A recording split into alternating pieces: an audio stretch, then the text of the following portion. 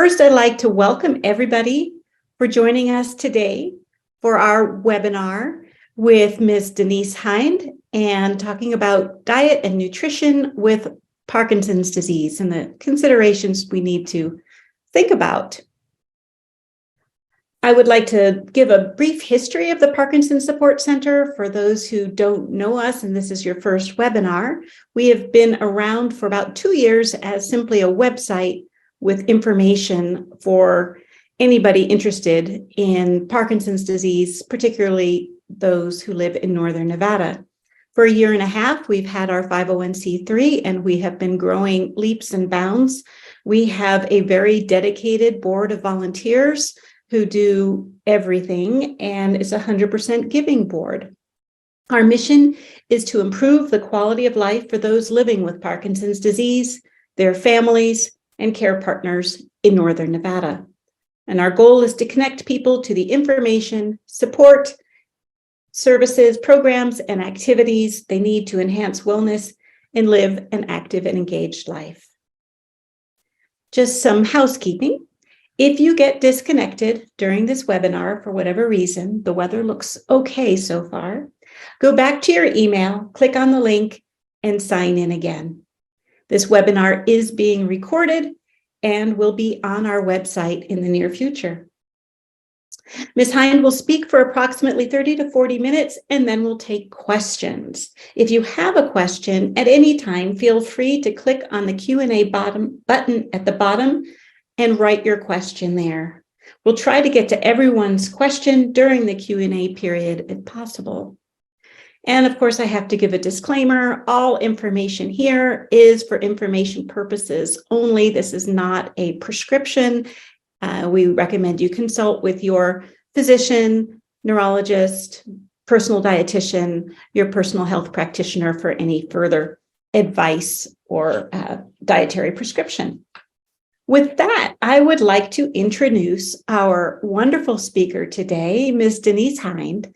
Denice, we met a year ago, and she is a phenomenal local dietitian with extensive experience in healthcare, hospital, dietary information.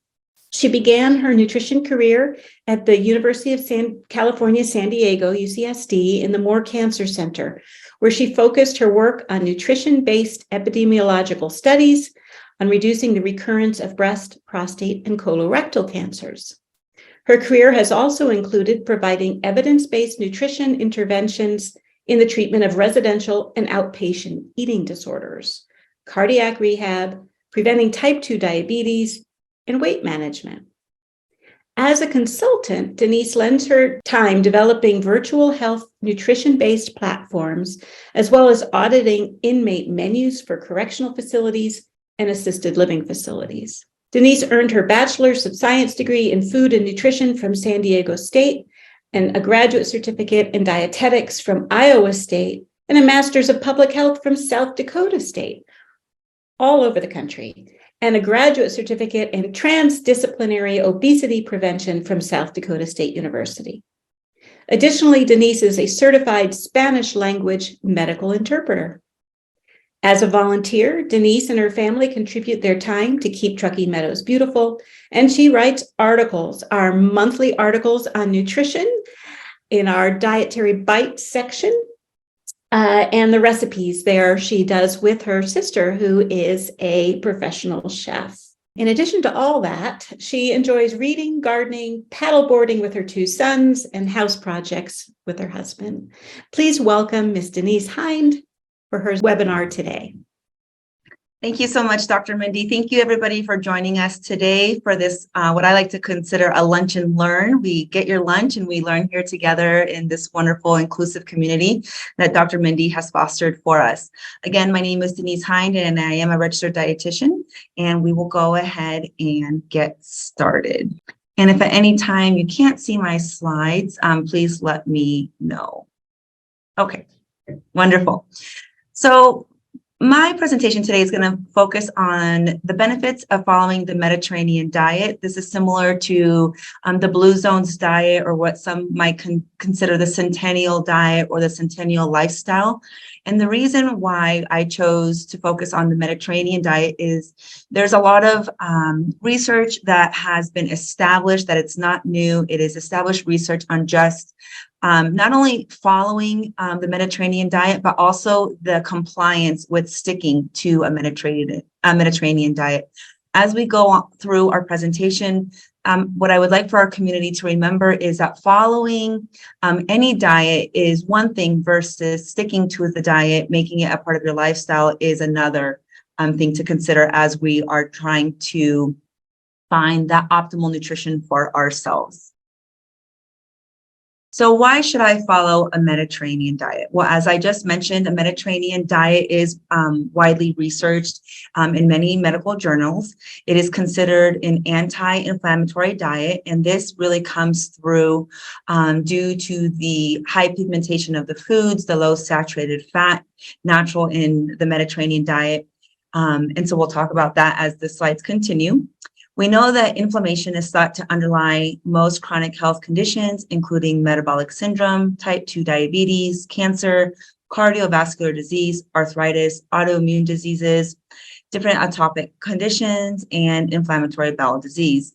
There's also current evidence linking inflammation to cognitive decline, as we see in our friends with Alzheimer's and with Parkinson's disease. So if anybody has ever learned about the Blue Zones, it's also known as the Centennials, there has been research that identifies the people of Okinawa, Japan, the people of Costa Rica and Greece, and Loma Linda, California, of all places. They share something similar in that they are naturally living disease-free well into their 100th year. And although Blue Zones started with living on a coastal city where you have an abundance of fish and you have an abundance of a natural environment that promotes movement, why Loma Linda, California? It's not on the coast. It's not a blue zone. And they, Loma Linda, California, you may be aware of, is one of your higher densely populated community of Seventh-day Adventists, and they follow a very strict vegetarian, even vegan diet. And that also mimics similarly to the high pigmentation of the fruits and vegetables of the Mediterranean diet. So Blue Zones, Centennials, and Mediterranean is all kind of seen in a similar umbrella. And so these communities live well into their 100th year disease-free. So when it comes to any kind of disease that is progressive, like Parkinson's or Huntington's or MS or any of these diseases of cognitive decline, it's a nice opportunity for us to see how they're living their lifestyle so we can kind of mimic those same considerations for our own lifestyle. And then once we do have a diagnosis of Parkinson's, what are the nutritional considerations that we need to consider? So like I mentioned, Blue Zones communities share similar eating styles. Blue Zone and Mediterranean follow high pigmented food. And when we talk about highly pigmented food, when I talk about a tomato, for example, a tomato is red on the outside and it is red on the inside. The pigment on the outside matches the flesh on the inside. A red bell pepper is red throughout.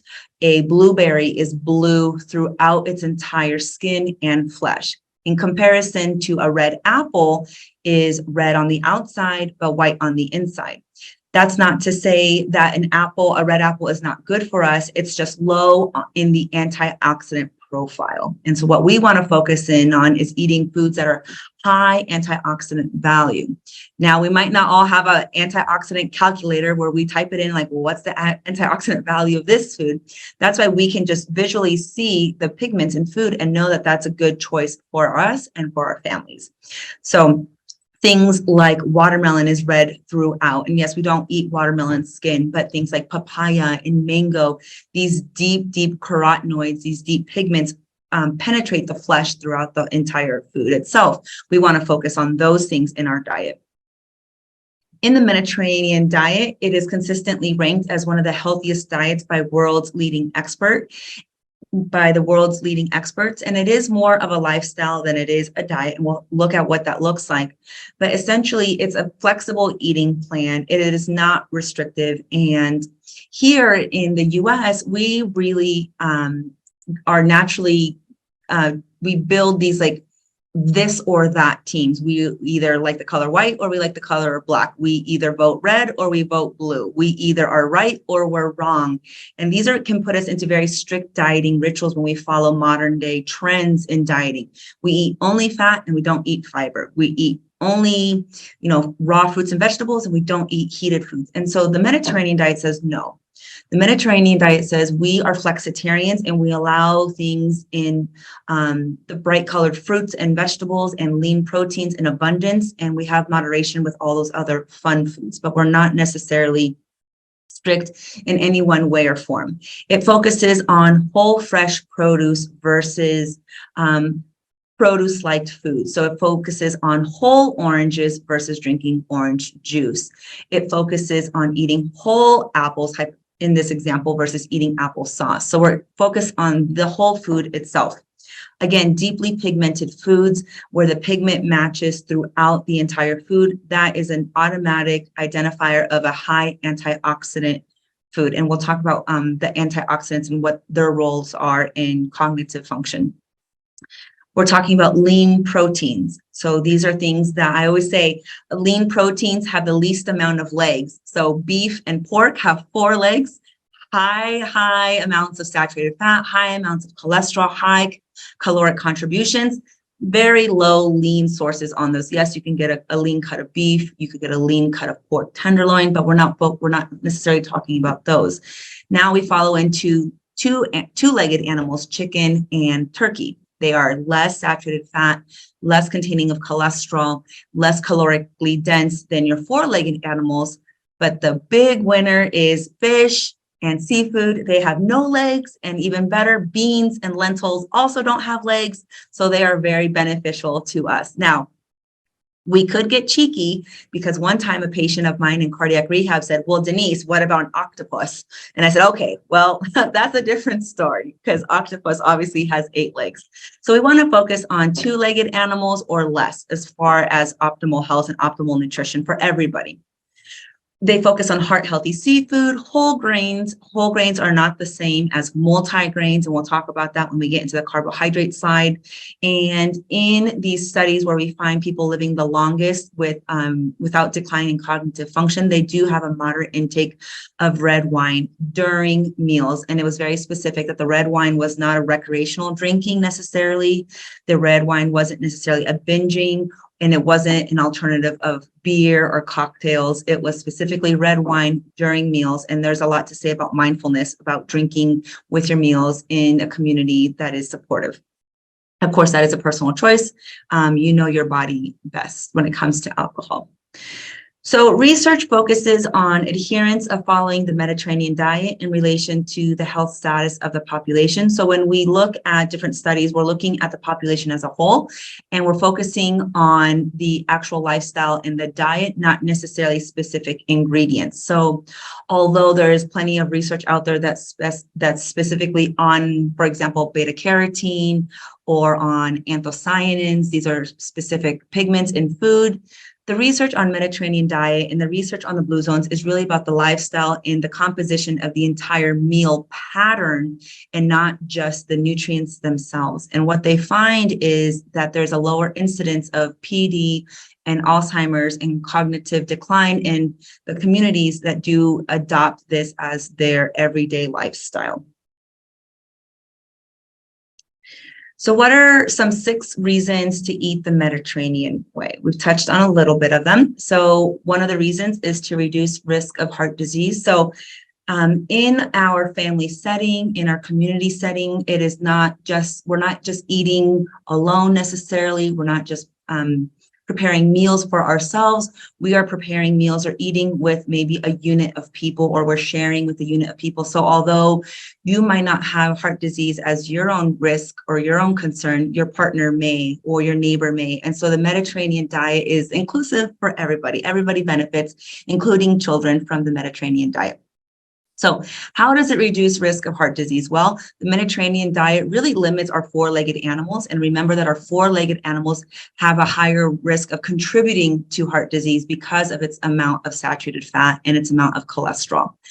Whole grains are at the heart of the Mediterranean diet. And so we want to focus on whole grains in their whole form. So we're talking not necessarily about eating whole wheat bread every day necessarily, because that is more refined. We're talking about eating whole grain oats, steel cut oats. We're talking about eating farro and bulgur and all of these ancient kind of grains in their least processed form. In today's community of groceries, you can get a lot of marketing that says this is a whole grain cracker or this is a whole grain chip. And although, yes, it is a better substitution than your conventional cracker or than your conventional chip, we really want to focus away from eating foods that are in a box or in a package, because that's just a quick symbol of identifying that that's been more processed than its natural form. According to JAMA, of internal medicine, individuals who consume whole grains every day lower their chance of dying from heart disease by 9%. Harvard researchers found that those who eat 5 cups of produce per day lower their risk of heart disease by almost 30%. So this is not new. The science is out there that the Mediterranean style of living, the blue zones, the centennial style way of living is just a natural reducer of the risk of heart disease. Reason number 2 to follow the Mediterranean diet is its protective properties against cancer. And this is for most cancers: colorectal cancer, prostate cancer, breast cancer, stomach cancer, gastric and GI specific cancers. The Mediterranean diet reserves red meat as a treat. Again, these four-legged animals, especially when cooked over high temperatures and over charcoal, have found to have more carcinogenic properties. And so the cooking method, the chemicals that are used to not only produce that coal, then it's heated up, and then we put a piece of meat on there that is cooking at a high temperature, changes the amino acid structure of meats, and it changes the chemical structure. And they have found that cooking meats over charcoal that has certain chemicals can definitely be promoting cancer versus fighting against it. Consuming less red meat can reduce the risk for certain cancers. We know that in some studies, eating highly processed meats like bologna and hot dogs, pepperoni and sausages, chorizo, these kind of foods definitely promote cancers of the GI, specifically a colon cancer. So what we want to do is we want to replace red meat with lean proteins like fish, shellfish, chicken, or turkey. Of course, there's always plant proteins like lentils, chickpeas, tofu, and things like that. Reason 3 to follow this kind of lifestyle is the prevention and manage of diabetes. So what we want to do is we want to definitely reduce our intake of sugar sweetened beverages. We want to reduce our intake of sugary cereals and sugary crackers. And we want to increase our consumption of these whole grains in their whole form. Like I mentioned earlier, there's lots of products out there on the market that promote whole grain crackers, whole grain everything. And yes, like I said, that is a better alternative than its conventional form, but we definitely want to focus it on, back to basics, just the grain, the water, and a little bit of salt if needed. And then of course you can pair it with your lean proteins and your vegetables. Reason number 4, which is very important to us, is the reduction of inflammation. So in following the Mediterranean lifestyle, it promotes a limited amounts of saturated fat. It promotes moderate to high amounts of fiber. And we'll see in the next couple slides, we want that fiber, especially in our friends who might have any kind of neurological decline, in where we are no longer able to eliminate our bowel movements as effectively. So really following the Mediterranean style lifestyle bulks up our insoluble and our soluble fiber, allowing for not only the fiber to help bind any toxins and help with elimination, but also helps with reducing our risk for hemorrhoids, rectal bleeds, and things of that sort. Remember that fiber is a prebiotic, and sometimes we get confused between prebiotics and probiotics. Prebiotics are things like artichokes and slightly green bananas. They have something called resistant starch. And, all the fiber that you find in apples and oatmeal, these are prebiotics. And these are just known as fibers. Fibers only come from plant foods that are grown from the ground. Prebiotics do not come from animals. And probiotics, they are the healthy bacteria that our body needs. So we get probiotics from things that are fermented, like kombucha or kefir. We get it from sauerkraut and kimchi, yogurt, and things of that sort, sourdough bread. And then we have antibiotics, right? Antibiotics are against life, anti-bio. Okay. And so when we are sick, we're grateful for the antibiotic because it helps us stay, gets us feel better. But antibiotics, they don't discriminate and they get rid of all the good and the bad bacteria. Well, we need that good bacteria back in our body. So we then take either a probiotic supplement. We consume probiotics in the form of kimchi, kefir, yogurt, kombucha, sauerkraut. But those good bacteria need to eat something. So they eat the prebiotics. So you need to have prebiotics and probiotics in your diet, and following the Mediterranean lifestyle gives you both of those. Okay. So we know that our gut is responsible for approximately 75% of our immunity. There's a lot of research coming out with gut health and cognitive decline. So again, we want to make sure that we have a diet that is adequate in pre and probiotics, and the fiber, we want to, on average per adult, unless you have some form of inflammatory bowel disease or colitis, or you've been recommended against from your physician, usually 25 to 35 grams of fiber per day for the average adult.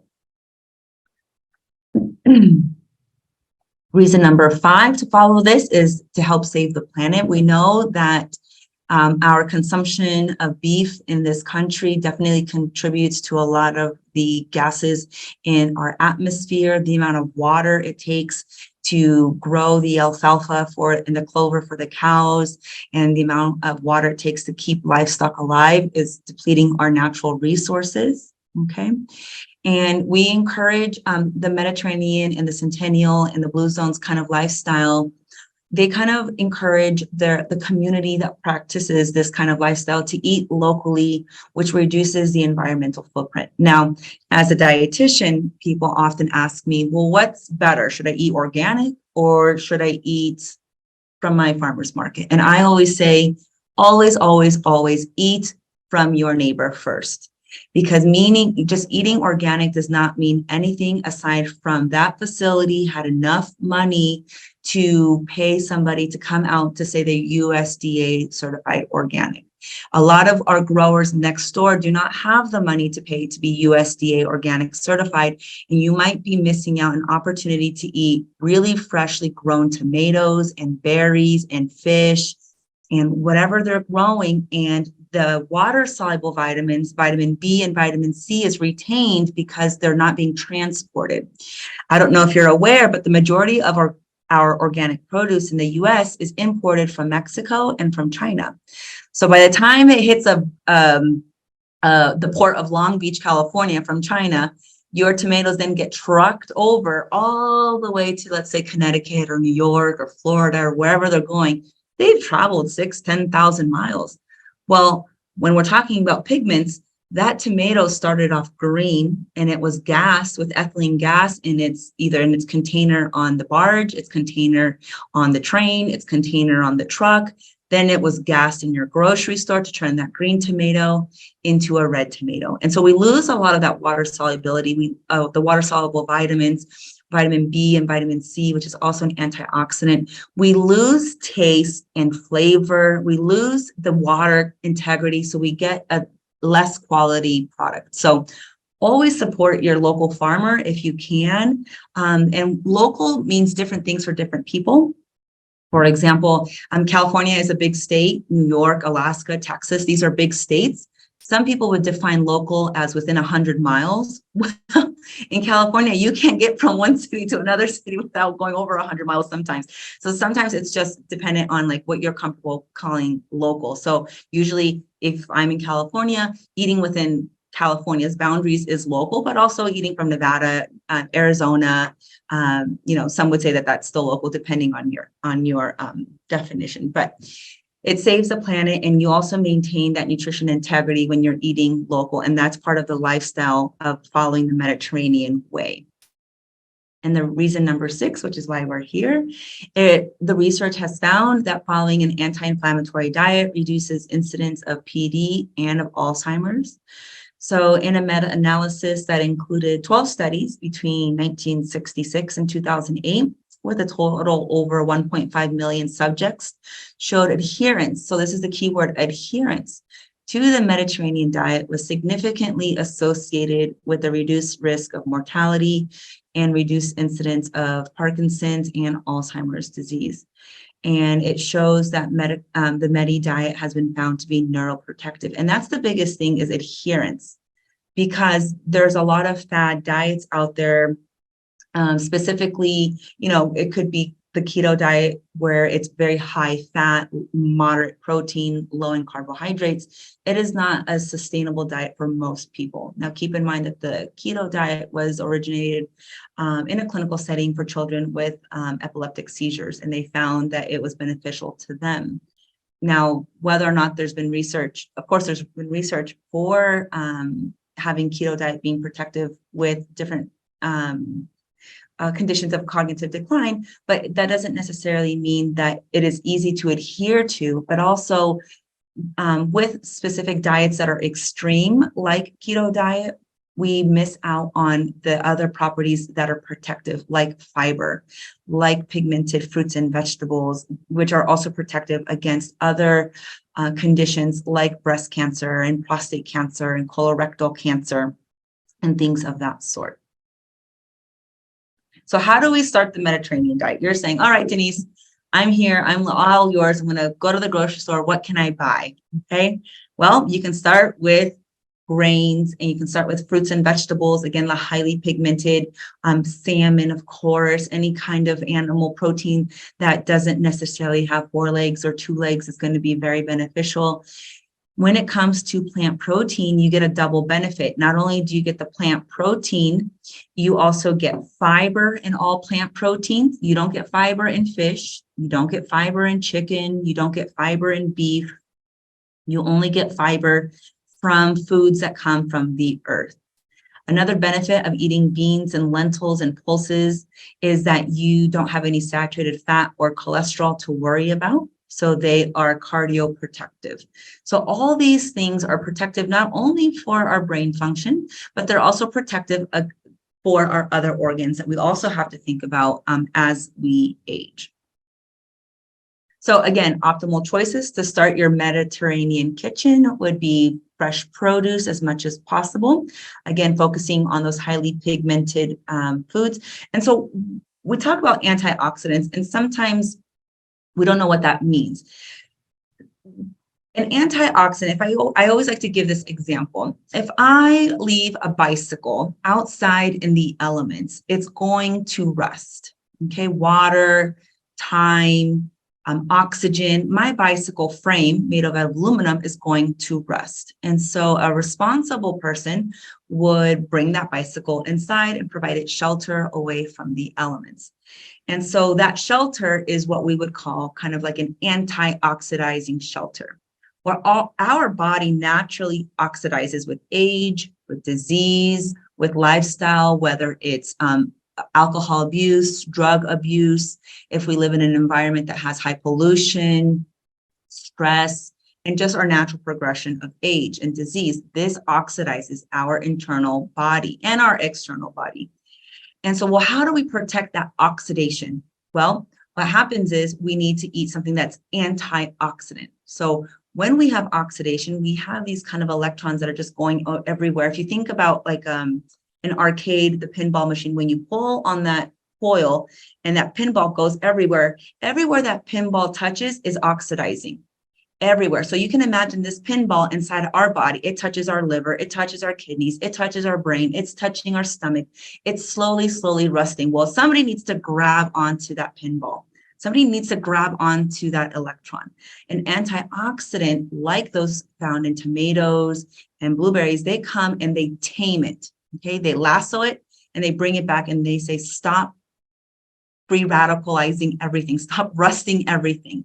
And we do that when we eat antioxidants. So when you eat a blueberry, when you eat a strawberry, a blackberry, a persimmon, tomatoes. Imagine that fruit or vegetable grabbing onto that crazy little pinball and saying, no more damage. And we bring it down and we tame it. So that's what an antioxidant does. And where do we find them? In fruits and vegetables and in some fatty fish.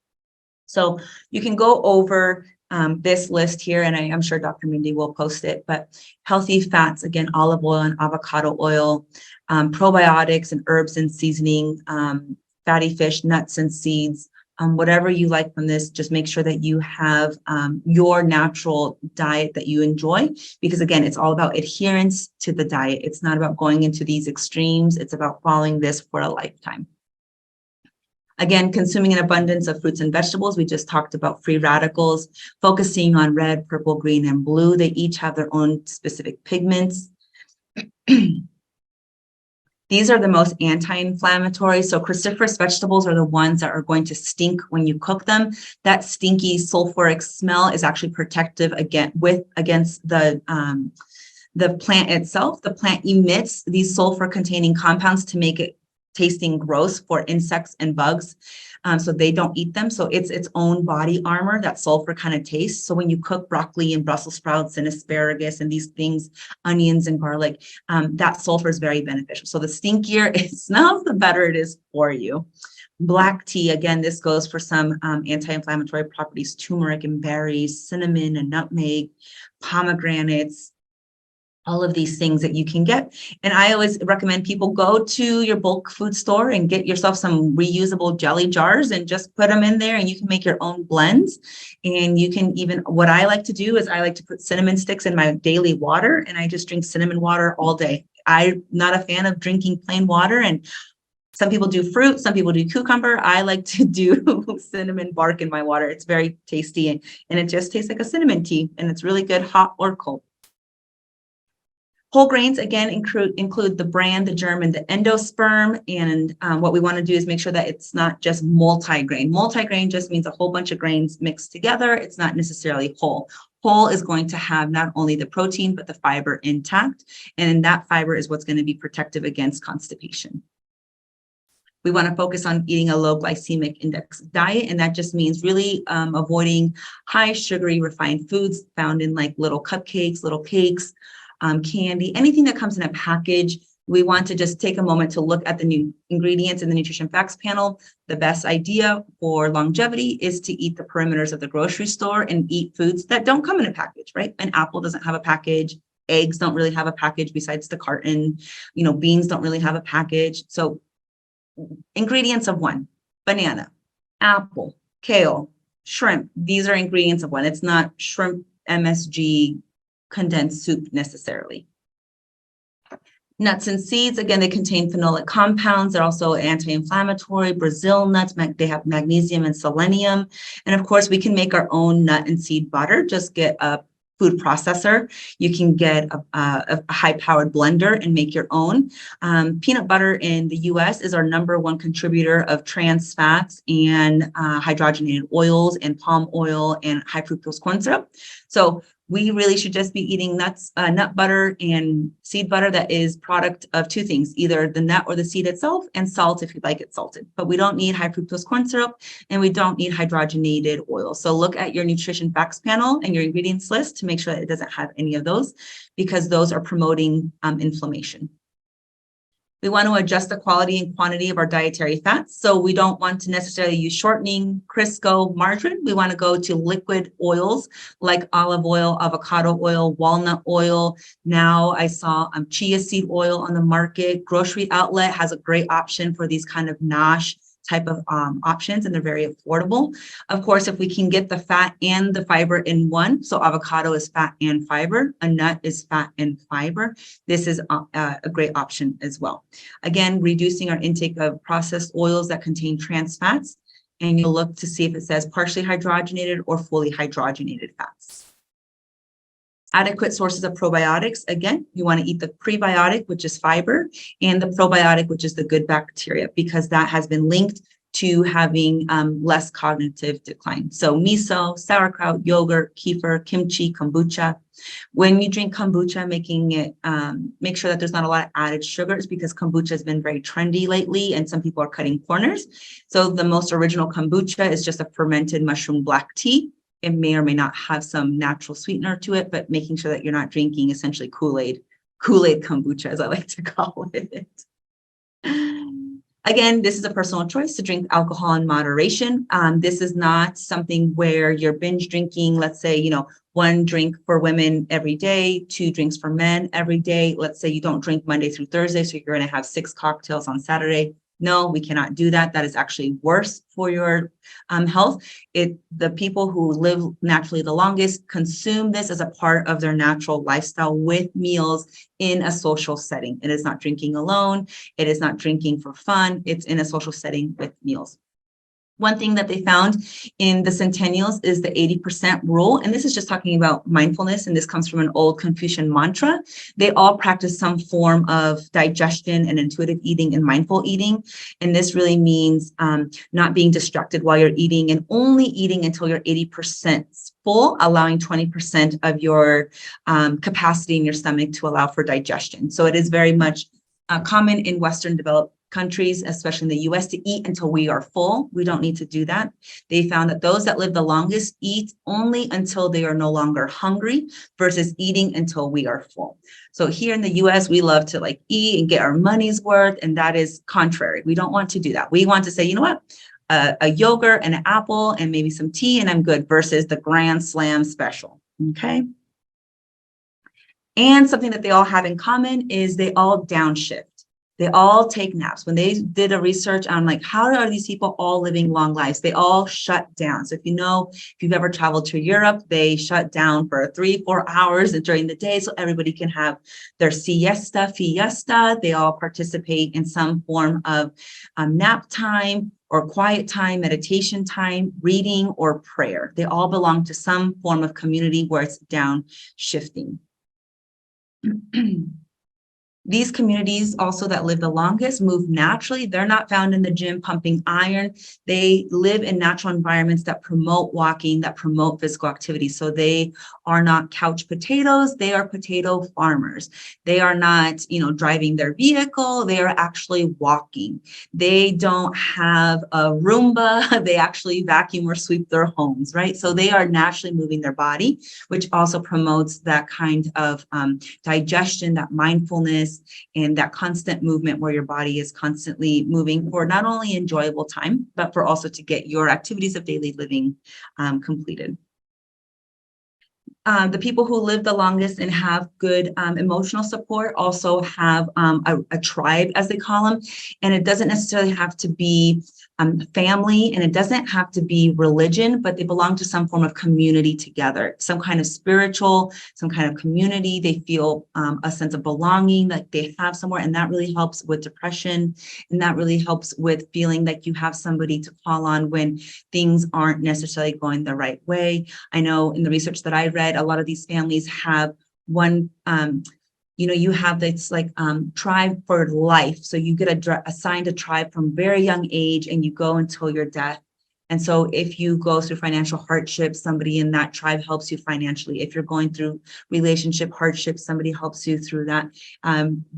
Your physical body, your emotional body, there's people there to help you. And we know that when you have a community, you live longer naturally because you're not alone. So what are some PD specific nutritional considerations to have? One, if we had PD or Alzheimer's or MS or any of these conditions, what are some nutritional considerations that are unique and specific to our community? Sometimes we will find that we have unintentional weight loss. In the hospital setting, we will see failure to thrive, a decline in BMI. And so what we do in the clinical setting is we want to right away fortify the diet with any kind of thickened liquid calories. So this is opposite of what you and I might do, because you and I, we might say, no, we don't want to drink our calories. Well, if you have unintentional weight loss, the easiest way to get more calories in is through liquid. And we want to puree our food with nut butters because those are high caloric, higher in the fat good fat, and also contains fiber. We want to skip out on the low fat, fat-free yogurts and have the full. A lot of our shakes with Ensure as a base, or we might add ice cream or bananas and peanut butter to the blender with Ensure to help give us more calories. So we retain more of our muscle movement and we're able to still have independence in that quality of life. Cream-based soups. We do a lot of blended cooked oatmeal with bananas and chia seeds as a base, and then add more ingredients to it.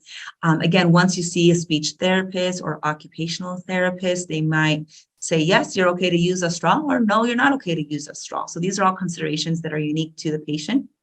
We want to avoid giving water with meals if we have unintentional weight loss. The reason for that is because water aids in a false sense of fullness. If we give somebody who is losing weight water with the meal, they're going to fill up on water volume versus food volume. And so we want to give food first, water last. We also want to, the reason why I say liquid calories, because we fatigue when we chew. So if we're chewing and chewing and chewing and chewing, we don't want to give a salad. Okay, a salad is a lot of chewing, a lot of kind of roughage volume, but very low calories. This is the time to give blended potato, broccoli soup. Okay, more calories and more nutritional bang for capacity. This is what we call fortified nutrition. There's also appetite stimulants that your physician can prescribe to your loved one or to yourself if you find that you still can't get your appetite going. We might have swallowing difficulties to keep into consideration, and this is where speech therapy referral, they'll do a swallow evaluation at bedside or in your home.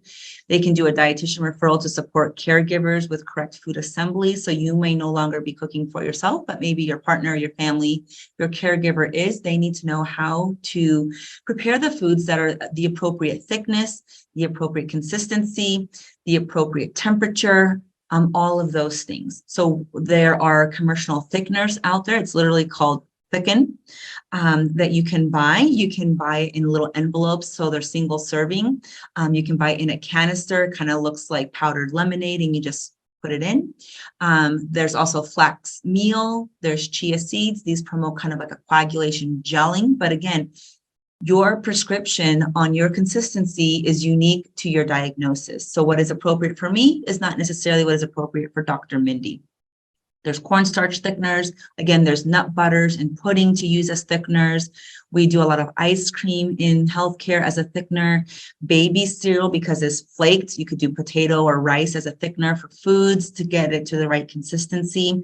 Again, straw use is individualized for people. Some people need a wide diameter straw. Some people a smaller diameter. Some people need an angled straw. Some people need a straight straw. Some people don't need a straw.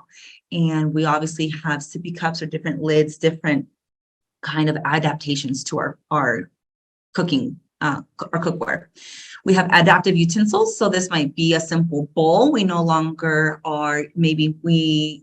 eat from a plate, because when we eat from a plate, maybe we have a tremor and we're scooting our food off the plate and we're having less intake orally because we're no longer able to get the food onto our utensil. We might invest in plate with lips, so that way the person can still keep that independence and they can just scoot their food into the plate with the lip. We have weighted utensils, and we have utensils that are angled for dexterity issues. So if I'm constantly trying to eat a casserole or I'm trying to eat soup and I have a tremor, I might be spilling my food. And so I'm not only am I fatiguing, but I'm not getting my calories and my protein in. So we have weighted utensils with a deep bowl, so that way we can properly feed ourselves, that are adaptive to our own dexterity. Cups with lids or a spout. Again, the straw. We can have also caregiver assist, where maybe we can feed ourselves and we can do everything for ourselves, but we just need somebody to open the milk, or we just need somebody to open the water for us. And really respecting personal, individualized, dignified time in mealtime, because those are some of the things that we really look forward to, especially if we're eating in a community setting. We don't want to, if we are able-bodied, we want to make sure that we give that independence to our loved ones. We also need to consider nutrition and medication timing. So we want to understand contraindications between polypharmacy. Sometimes we are not only focusing on PD, but we have blood pressure and we have our heart medication, and then we have migraine medication. We have so many things going on. We want to make sure that we understand our polypharmacy. And so making an appointment to see your pharmacist. A lot of pharmacists now are really trained in counseling, because sometimes the pharmacist is your first line person at Walgreens, at CVS, at the grocery store. Talk to your pharmacist. Hey, I'm taking X, Y, and Z. In addition to this, what are the counterintuitive, or what are the counteractions that I need to be concerned about? We know that there's current recommendations are to take PD specific drugs like L-DOPA 1 hour prior to meals. That are rich in protein. But what happens when that makes us sick and we might have an episode of vomiting and we vomit our medication? Is it okay to take some more? We really need to understand our medication well. And what is a meal that's rich in protein? That's where coming in to see a dietitian is appropriate. What is appropriate for you is not what's necessarily appropriate for somebody else. And what are the foods that are high in protein? Right now, the recommendation is 0.8 grams of protein per kilo of body weight. So what does that mean? We always encourage you to meet with a dietitian or to send those questions to your physician in your medical chart. And I'm sure they'll be happy to create a blueprint for you. The reason why we want to understand these contraindications is because there's different receptors and different absorption mechanisms that they could be competing. So when we have some protein-rich food, it's competing for absorption with the L-DOPA. And so you're not getting the maximum dosage, the maximum medication absorbency with our medications, because it's competing for that docking for the protein in our food. Again, if we have constipation through PD, we want to increase our fiber intake, but that means we also must increase our fluids. There is gentle senna laxative teas out there that are over the counter. One of them that I personally like is called Smooth Move, and it's a tea that is by the company, I believe it's called Traditional Medicinals, and it's called Smooth Move. It's a senna tea. But again, you need to ask your physician if that is okay to take senna with your medications. Of course, there are stool softeners, there are actual suppositories, there's different ways to get relief from constipation. But when it comes to foods and nutrition, making sure that we're drinking more water, and sometimes we need to thicken that water to lower our risk for aspiration. You can also look at your bathroom. Is it set up to promote a good bowel movement? Some people benefit from a squatty potty or from having a bowel movement in any kind of squatting kind of positioning. If we have low blood pressure as a result of any kind of condition, we want to make sure that we have electrolyte beverages on hand. And this doesn't have to be anything name brand. It could just be apple juice and a little bit of salt. It doesn't have to be anything fancy, but the name brands grab and go would be things like Gatorade and Pedialyte. Liquid IV now comes in powdered packages. Some people, depending, even in the hospital setting, when people have very low sodium, we do give potato chips, but that could be a choking aspiration hazard. So we also have the puffs that we can offer to people, and they kind of just dissolve on your tongue and they provide a quick intake of sodium. Of course, we have canned soup. Again, taking into consideration what that looks like for the individual person. And maybe you have some medication that is promoting low blood pressure or even high blood pressure. Again, bringing that polypharmacy up to your physician or your pharmacist. Hey, my blood pressure was really low. I fainted. I feel like I was going to black out. Can we adjust the dosage of my medication? They're there to help you. So in summary, we want to increase the brightly colored fruits and vegetables, highly pigmented foods. We want to reduce our intake of saturated fats and trans fats. Specifically, they are most dangerous. Increasing our fiber up towards 35 grams per day from food, not from packaging. We want to increase our pre and probiotic foods from kefir and kombucha, and get adequate sleep, adequate movement, practice mindfulness, and of course, always seek the additional support of your interdisciplinary PD team, speech therapist, occupational dietitian, social worker, case manager, pharmacist, and your local Parkinson support group. That is my presentation. Thank you so much, Denice. Welcome. Wow, you covered an awful lot. That was fabulous. We are open to questions now. If you have any questions, please feel free to post in the Q&A box. You hover on most people, it's the bottom of the screen. Sometimes it's the top. Find the Q&A icon, click on that, and you can write in your question, and we'll try to get to everyone's question within the next, I guess we've got about 10 minutes. So let us know if you have any questions. We'll let you have a minute while you are typing.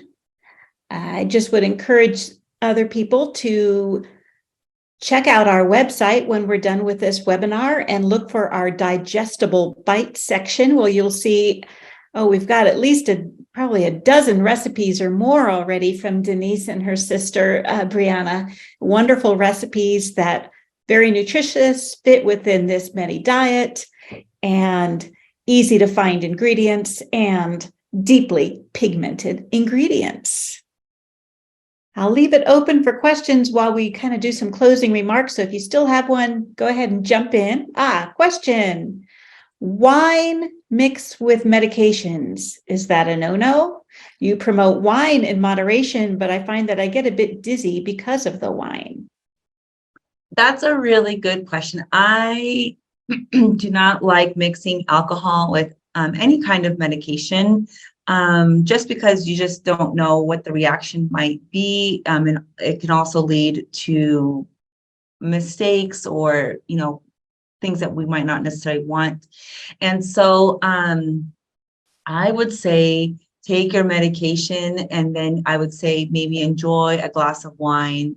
I think an hour to 90 minutes after would be appropriate. But again, I am not an expert in mixing alcohol with pharmacy. So I would definitely leave that up to your pharmacist to give you an idea. But I know it's not always just one drug that we're taking. It could be other drugs, especially those that help us with mental health. So even Tylenol and Advil, those kind of things. So you just want to be careful. And also, medication and alcohol, their absorption, correct me if I'm wrong, Dr. Mindy, is primarily in the stomach. And so that could also lead to some acidic environments, some peptic ulcers, some just feeling of nausea. Also, I'm not quite sure your thoughts, Dr. Mindy. I agree. In general, it's probably better not to take them together. And the question is, what is together?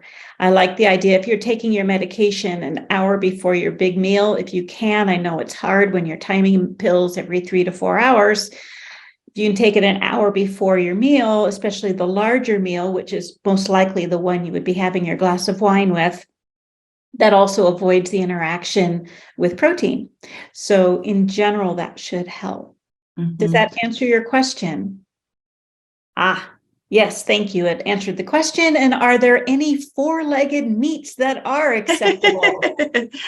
Yeah, I definitely think that if listen, I'm a dietitian that allows for all things in variety and moderation, including moderation itself. So I think that if you know where your beef is coming from, eat it. I think that beef is a great source of iron. It's very tasty. So especially here in Northern Nevada, a lot of people will buy their own beef, their own cow, and have it butchered, and then they have it for the year for their family. So yes, I would say if you know where your beef is coming from, definitely, enjoy it in moderation. Same with, if you're eating pork, just be careful on the high fat marbling of the meats that you can find at your regular grocery store, and also look to see where it's coming from, especially ground beef. Ground beef, most of it comes from Canada, South America, and parts from the US. And it's, 10, 12, 15 different cows that are used to make that 1 pound of ground beef. So again, not only for nutritional concerns of the saturated fat, but also it's very hard to trace if you were to get sick, where is that beef coming from that got you sick? So that's also from like a foodborne illness. I would say just be careful with ground beef. But if you do know who raised your cattle, definitely enjoy it. There is something called grass-fed beef. I would just warn you to be careful also with these marketing claims. Grass-fed does not mean the same as grass-finished. So when we buy beef in the US, the majority is fed corn, which is not its natural diet.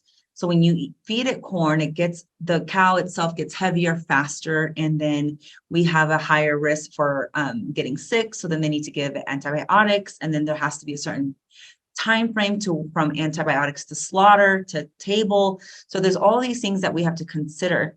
And so you could buy, some ranchers may try and market their food as grass-fed to entice us to buy their food. Well, that cow could have been eating corn for 72 days, and half the day on day 73 it was fed some alfalfa, and legally you could say it was grass-fed. What you want is for it to be grass-fed and grass-finished, meaning that they didn't go back to feeding it corn to beef it up at slaughter, because a rancher wants money per pound. And so they want to beef it up with, pun intended, with corn to get more at slaughter, the cost. And so you want grass-fed and grass-finished. So that way the cow was eating its natural diet of grass, whatever grass they're eating. So that way we know that we're not only benefiting the environment, but also that cow had access to wander the pasture, and it was an exercised muscle, and it's not just sitting there getting marbled. So an exercising cow may be a little bit tougher just because it's not standing there getting all gristly. It's actually an exercising muscle, because what we eat is the muscle of the animal. And so there's, if you're in it for flavor, you might want the cow that's just been standing there getting heavier with corn. But if you want it to be good for you, you would consider grass-fed and grass-finished, and the animal has been exercised, meaning it grazed to get its grass, but therefore it means that it's the body parts that we're eating might be slightly tougher than our corn finished product.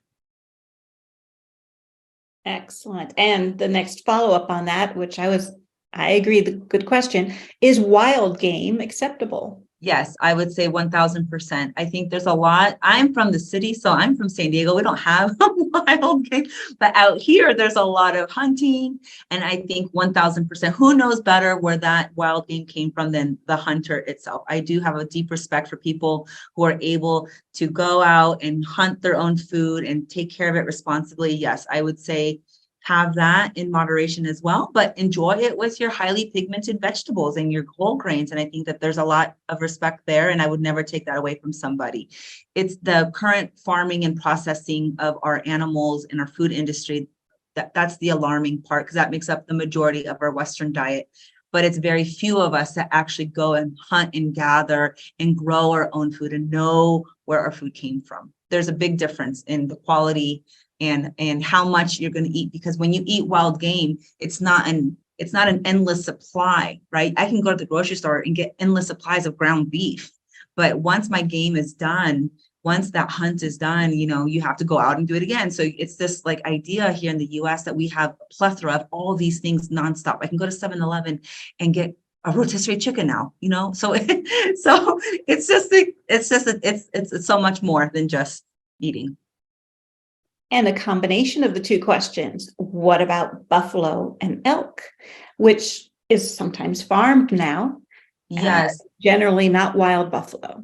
Yes, I would say, again, if it is something where you can trace it back to the farm in Sacramento or the farm in Washington, I think that is completely an appropriate option for your diet. These animals are rich in iron, which we do need, but we don't need to make it our focus. I always say, even if it is wild, grass-fed, grass-finished, make it more of a side dish than your main. Your main should be those deeply pigmented fruits and vegetables. In other countries, we're one of the few countries that make meat our main portion of our meal. Most other countries, because of money and also livestock accessibility, their main meal is beans and rice, or the grain or the vegetable, with a small side, 1 to 2 ounces of meat or fish. Whereas in the US, where we're seeing a higher rise of all these conditions, we're the cheerleaders for the 16-ounce porterhouse. That's not anywhere else in the world besides the US. So the US, we have a lot of catching up to do, meaning we need to go back in time to the way we used to eat, because what we're doing right now is hurting us in more ways than one. Excellent. Any other questions? Excellent questions. Yes, thank you for participating. Yes. I don't see any other questions, and we are right at our 2-hour time. Perfect timing. Not that I want to cut anybody off. If somebody does have a question, go ahead and raise your hand or shout out as much as you can writing. I would just like to give some closing remarks. I want to give it a humongous thank you to Denice Hynd for her generous donation of her time and expertise. Thank you to our board for supporting all our efforts, and particularly to Nicole Mueller for her time and patience in setting up all the technical aspects of this webinar.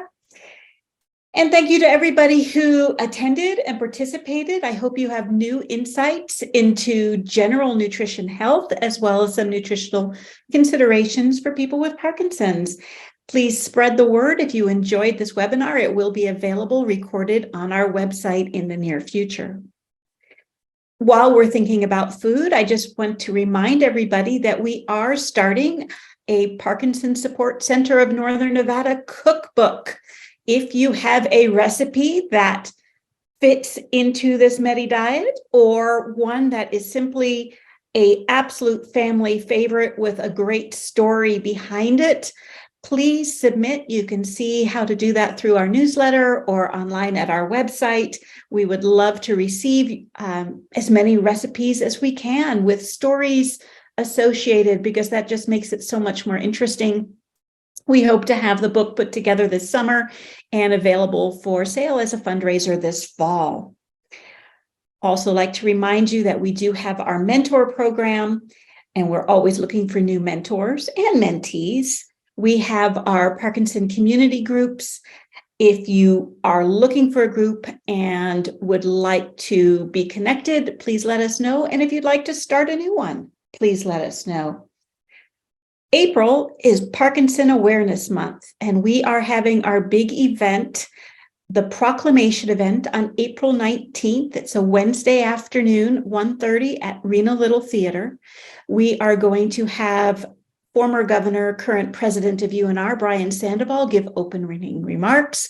We have representatives from the governor's office, from Mayor Sheevy's office, and from Senator Rosen's office, all coming and giving certificates and proclamations in recognition of our community and the needs for Parkinson awareness. And we will have what we're calling a drum circle, but a music and movement activity run by music therapists from the Notables. We're very excited about all that. Tickets will be for sale through the Reno Little Theater website in the next few days, and also through our website. Couple other big things. We did receive a wonderful donation from an organization called Thank You Ma'am in January, and it allowed us to purchase audio video equipment for recording, and we are starting our Northern Nevada PD Life video series. So if you or someone you know who would like to be interviewed and videotaped, so that we could have that, I guess videotaping is old, recorded, so that we could have those videos available on our website. We will have a YouTube channel. We just want to show all the many faces of people with Parkinson's, associated with Parkinson's, caring for people with Parkinson's, everything Parkinson's, and all the different faces around us. And lastly, I just wanted to say, fresh off the press, we have been helping some state senators produce a bill for our Nevada State Legislature. It's called SB 390, and it is to develop a statewide neurodegenerative disease research registry. So it will be trying to keep track of how many people actually have Parkinson's disease, Alzheimer's, MS, and any other neurodegenerative disorder, so that that information is available to show how much is needed in funding for support services, for public health issues, and for research. In addition, we're hoping it to also become a directory if people opt in to participate in studies as they become available. So just keep your eyes open for news about SB 390. And if anybody wants to give us a donation for the work we're doing, we always accept, and you can see how to do that on our website. With that, I would simply like again to thank Denice Hynd for her wonderful presentation. Encourage everybody to start considering making a Medi diet part of your lifestyle, looking for those highly pigmented foods, foods without legs, and encourage having your prebiotics along with your probiotics. Thank you very much, and I wish you a great day. The sun is out. Go enjoy. Bye-bye.